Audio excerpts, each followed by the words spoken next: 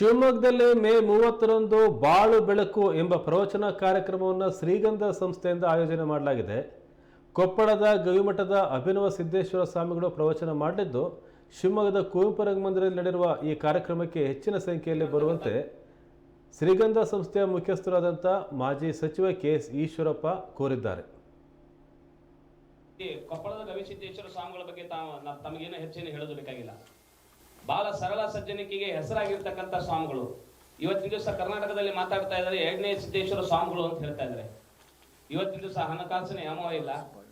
ಏನು ಪ್ರತಿಯೊಬ್ಬರು ಭಕ್ತರು ತಂದುಕೊಂಡಿರ್ತಕ್ಕಂಥ ಜೋಳಿಗೆಯಲ್ಲಿ ಅವ್ರೇನು ಬಂದು ಬರ್ತಾರೋ ಅದರಿಂದ ನಡೀತಕ್ಕಂಥ ಸಂಸ್ಥೆ ಆಗಿದೆ. ಅಂತ ಗುರುಗಳು ಇವತ್ತಿನ ದಿವಸ ಪ್ರಪ್ರಥಮ ಅವರು ಶಿವಮೊಗ್ಗ ನಗರಕ್ಕೆ ನಾನು ಕೇಳಿದೆ, ಒಬ್ಬರ ಮನೆಗೆ ಯಾರೋ ಒಬ್ರು ಕರೆದಿದ್ರಪ್ಪ, ಬಹಳ ಇದರಿಂದ ಯಾವುದೋ ದಾರಿಯಲ್ಲಿ ಹೋಗ್ತಾ ಒಂದ್ಸತಿ ಪಾದ ಪೂಜೆ ಮಾಡ್ಕೊಂಡು ಹೋಗಿದ್ದೆ. ಶಿವಮೊಗ್ಗದಲ್ಲಿ ನಾನು ಯಾವ ವೇದಿಕೆ ಕಾರ್ಯಕ್ರಮಗಳು ಸಹ ನಾನು ಅಟೆಂಡ್ ಮಾಡಲಿಲ್ಲ, ಮತ್ತೆ ಯಾವ ಭಕ್ತರಿಗೂ ಸಹ ದರ್ಶನ ಕೊಟ್ಟಿಲ್ಲ ಅಂತ ಹೇಳಿದ್ರು. ಹೀಗಾಗಿ ಶಿವಮೊಗ್ಗ ನಗರಕ್ಕೆ ಪ್ರಪ್ರಥಮವಾಗಿ ಅವರು ಬರ್ತಾ ಇದ್ದಾರೆ. ಇಂಥ ಸ್ವಾಮಿಗಳನ್ನು ಶಿವಮೊಗ್ಗ ನಗರಕ್ಕೆ ಪರಿಚಯ ಮಾಡಿಕೊಡ್ತಾ ಇರೋದೇ ನಮಗೆ ತುಂಬ ಸಂತೋಷ.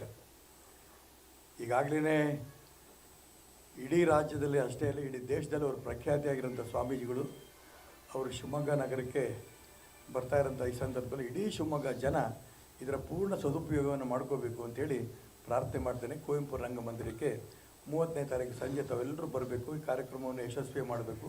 ಸ್ವಾಮೀಜಿಗಳು ಏನು ಹೇಳ್ತಾರೆ ಅದನ್ನು ಕೂಡ ಮನದಟ್ಟು ಮಾಡ್ಕೊಂಡು ತಮ್ಮ ಜೀವನದಲ್ಲಿ ಅಳವಡಿಸ್ಕೋಬೇಕು ಅಂತ ನಾನು ಪ್ರಾರ್ಥನೆ ಮಾಡ್ತೇನೆ. ಮಾಡ್ತಕ್ಕಂಥ ಶ್ರೀ